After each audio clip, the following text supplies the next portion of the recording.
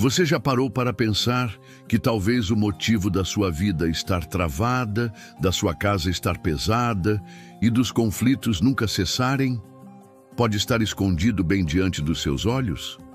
Sim, talvez aquilo que você chama de enfeite, lembrança de viagem ou presente inocente, na verdade seja um ponto de acesso para demônios dentro do seu lar.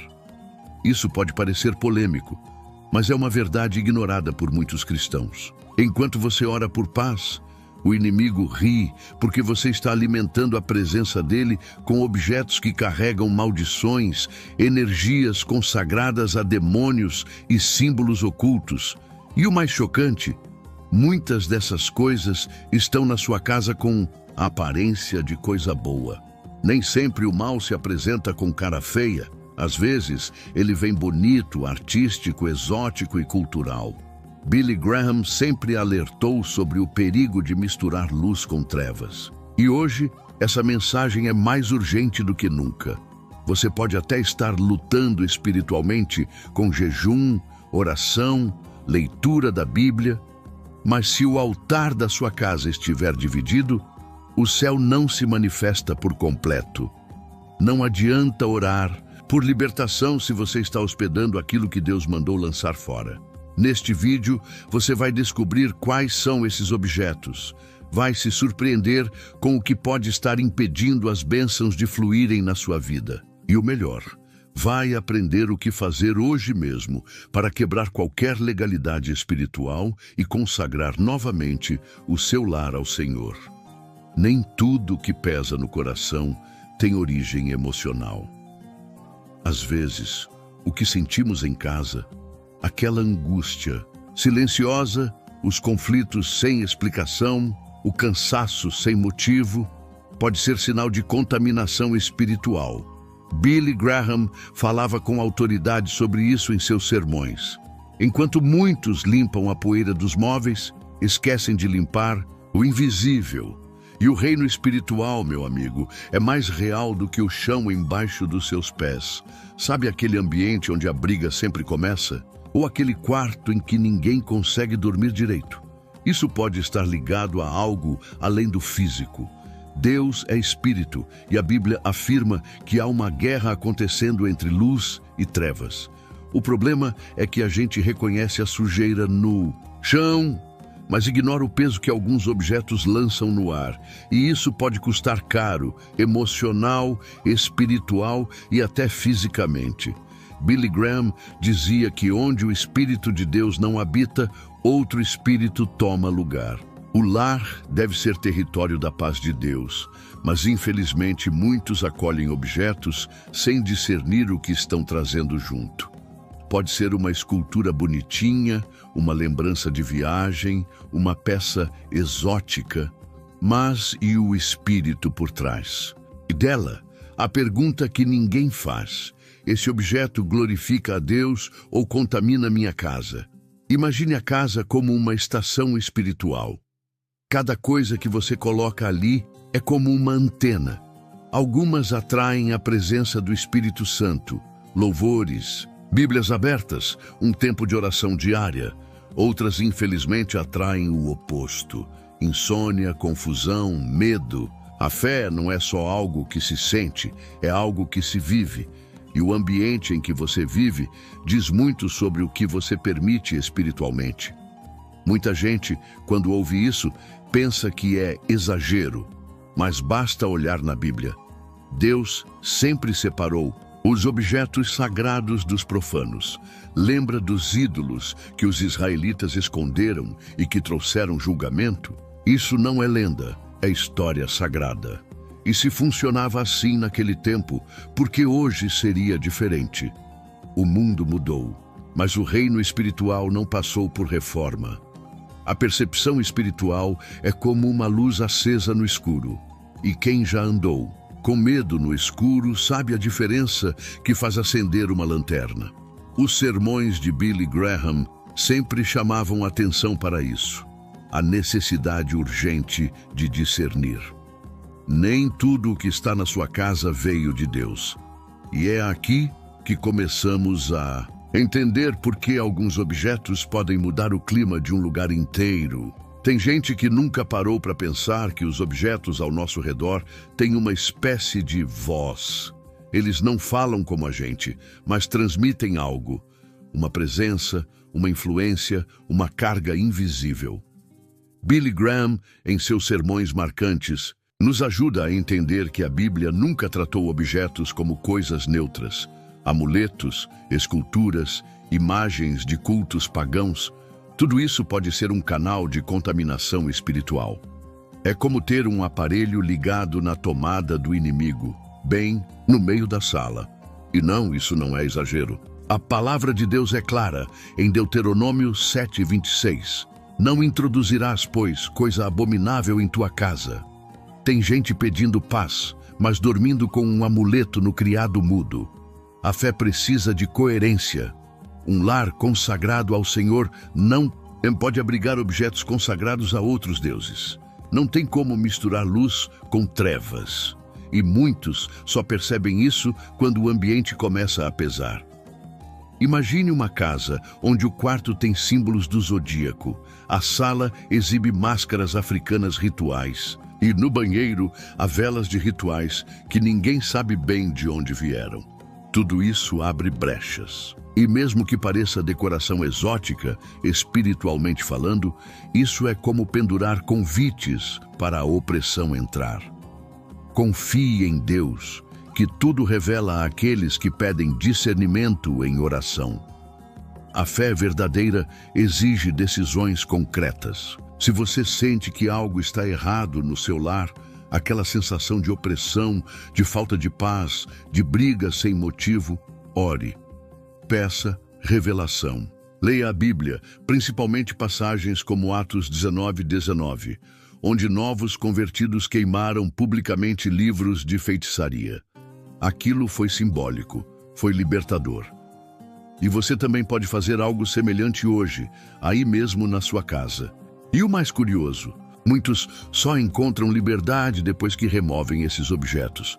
Já vi gente guardar presente de ex-namorado envolvido com o ocultismo e não entender por que não conseguia dormir em paz. Já ouvi histórias de mães que se desfizeram de bonecos que vinham de religiões estranhas e do nada os pesadelos dos filhos sumiram. Isso não é superstição, é o poder da oração em ação, é fé posta em prática. Portanto, se existe algo que não glorifica a Deus na sua casa, vale o exercício de olhar para cada canto e se perguntar: isso aqui carrega a presença do Senhor ou me distancia dele? É uma pergunta que, se feita com sinceridade, traz respostas profundas. E talvez você nem imagine que o que está afetando sua vida espiritual tem menos a ver com suas decisões e mais com algo que está ali, parado, mas causando efeito. E falando em efeito, espere até ouvir o que aconteceu em uma vila inteira que viveu uma transformação espiritual surpreendente. Muitos lares cristãos estão sendo enfraquecidos por algo aparentemente inofensivo. Objetos recebidos de outras pessoas, presentes, heranças, coisas doadas com carinho, mas que trazem junto uma bagagem espiritual invisível. É preciso discernimento, nem todo presente é bênção. Há objetos que carregam alianças feitas com as trevas, relíquias de cultos, peças de rituais, imagens, livros. Tudo isso pode ter sido consagrado a outros deuses. Você sabia que até mesmo os utensílios do templo eram santificados para o Senhor? Levítico 8:10.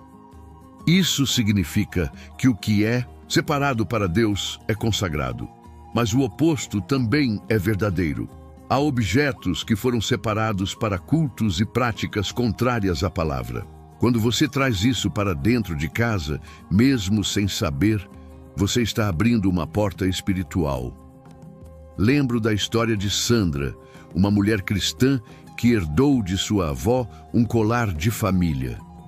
Era bonito, antigo, mas sempre que o usava, ela sentia um aperto no peito. Depois de muito orar, Deus revelou. Aquele colar era usado em práticas de bruxaria pela avó. Ao se desfazer dele, a paz voltou. O lar dela voltou a respirar. Muitos problemas espirituais começam quando deixamos de observar a origem das coisas. Há quem esteja sofrendo, mas a causa está escondida em um porta-joias, num quadro herdado, num livro antigo que ninguém mais lê, mas que serve como ponto de contato espiritual com o mal. Não é superstição, é vigilância. A Bíblia nos ensina que o inimigo é astuto, 1 Pedro 5:8, e muitas vezes ele se esconde no que parece inocente. Talvez você nunca tenha pensado nisso, mas as cores também falam. Elas não têm boca, mas transmitem sentimentos, atmosferas, sensações, e isso afeta diretamente a espiritualidade de um lar. Em Êxodo 26, Deus instrui Moisés com detalhes sobre as cores do tabernáculo: azul, púrpura, escarlate, cada uma com um propósito espiritual. Se Deus se preocupou com isso, será que não deveríamos prestar atenção? Ambientes muito escuros, com decoração pesada, podem influenciar negativamente o estado emocional e espiritual das pessoas. Não estamos dizendo que não se pode ter uma parede cinza ou preta em casa, mas sim que há atmosferas que se instalam através da estética, da arte, das escolhas visuais. E se essas escolhas são influenciadas por culturas anticristãs ou simbologias ocultas, a porta está aberta. Quantas vezes crianças pequenas dormem mal em quartos com pósteres sombrios ou brinquedos que representam violência? Quantas vezes adolescentes mergulham em crises emocionais, em quartos carregados com símbolos de bandas, caveiras, frases pesadas? Tudo isso alimenta uma atmosfera contrária à paz de Cristo. É preciso discernimento até na decoração. O lar cristão deve respirar leveza, graça, esperança. As cores devem comunicar vida. Que tal fazer um exercício hoje? Olhe para os cômodos da sua casa e pergunte: essa decoração glorifica a Deus? Essa cor traz paz ou inquietação? Deus se agrada desse ambiente? Às vezes, o que falta para o milagre acontecer é simplesmente tirar o que entristece o Espírito Santo. Efésios 4:30. A família Silva vivia uma rotina aparentemente normal. Cristãos frequentavam a igreja, oravam juntos, mas algo não ia bem. O filho mais novo tinha pesadelos constantes. A filha adolescente estava se isolando com crises de ansiedade. O casal brigava por qualquer motivo. O lar, que antes era refúgio, se tornou um campo de tensão. Foi numa visita pastoral que tudo começou a mudar. O pastor, ao entrar na sala, sentiu um peso espiritual. Orou, pediu discernimento e foi levado a perguntar sobre alguns objetos no ambiente. Havia um quadro herdado de um tio que praticava ocultismo. Havia livros esotéricos guardados por curiosidade. Brinquedos com figuras de demônios comprados sem perceber. Naquela tarde, a família decidiu fazer uma limpeza espiritual. Juntos oraram, confessaram e entregaram tudo nas mãos de Deus. Queimaram livros, doaram o que era neutro e destruíram o que era consagrado ao mal. Em poucos dias, os pesadelos cessaram. A paz voltou. O lar se tornou novamente um lugar de descanso. Essa história é real e comum. Muitas famílias cristãs estão sendo afetadas por falta de discernimento. A libertação começou quando a família Silva entendeu que a santidade precisa atingir até os objetos da casa. O lar precisa ser consagrado, limpo e separado para Deus. Pais, vocês têm autoridade espiritual sobre a casa. Não é a decoração da moda, nem o que os filhos querem manter no quarto. A Bíblia ensina que o homem é o sacerdote do lar. Efésios 5:23. E que a mulher é sua auxiliadora. Gênesis 2:18. Juntos, vocês formam a linha de frente espiritual da casa. Se os pais não assumem essa autoridade, o inimigo encontra espaço. Se há permissividade, falta de oração, falta de confronto amoroso com os filhos, a casa se torna vulnerável. Muitos pais dizem: não quero invadir a privacidade do meu filho, mas esquecem que o quarto dele está dentro do território do lar. E esse território precisa ser guardado. A autoridade espiritual é exercida com amor, mas também com firmeza. É dizer: aqui dentro, Jesus é Senhor. É orar nos cômodos, é ungir a casa, é interceder, é confrontar com sabedoria o que está errado. É não aceitar que símbolos do mal habitem sob o mesmo teto que a presença do Espírito Santo. E se você é mãe solteira ou pai sozinho, não se sinta inferior. A sua autoridade espiritual é válida diante de Deus. Ore, imponha as mãos sobre os quartos, repreenda todo espírito contrário. O Senhor ouve e Ele responde. A Bíblia está repleta de passagens que falam sobre santificação de lugares. Em Josué 24:15, Josué declara: eu e a minha casa serviremos ao Senhor. Isso é consagração. Em 2 Crônicas 7:16, Deus diz: escolhi e santifiquei esta casa, para que o meu nome esteja nela perpetuamente. Isso é aliança.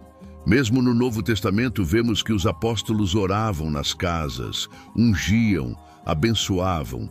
O lar sempre foi lugar de culto, de presença divina. Hoje, a casa é onde vivemos, dormimos, comemos, criamos filhos. Se ela não for um lugar de paz e presença de Deus, onde será? Consagrar a casa é um ato espiritual poderoso. Envolve oração, jejum, quebrantamento. É dedicar cada cômodo, cada objeto, cada hábito. É dizer com fé: Senhor, este lugar é teu, reina aqui. Tira o que não te agrada, revela o que está escondido e traz libertação. Você pode começar agora.